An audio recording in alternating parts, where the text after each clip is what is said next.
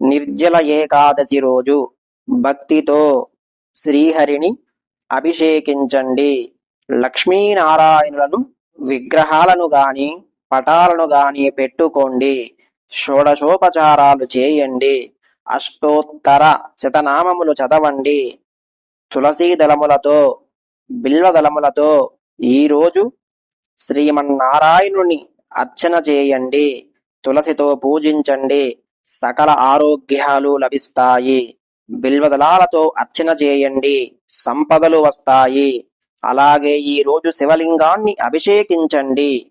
శివుణ్ణి పంచామృతాలతో అభిషేకించండి.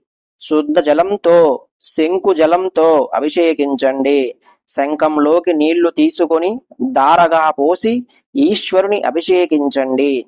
అభిషేకం అయ్యాక శివలింగాన్ని మెత్తడి గుడ్డతో తుడిచి బొట్టు పెట్టండి.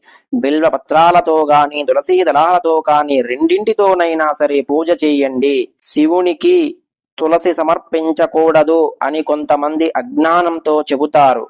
అది అబద్ధం. తులసీ దళాలతో ఈశ్వరారాధన చేయవచ్చు. ఖచ్చితంగా ప్రామాణికం అది. నిశ్చితంగా మీరు తులసీ దళాలతోటి బిల్వపత్రాలతోటి ఈశ్వరుణ్ణి పూజించండి.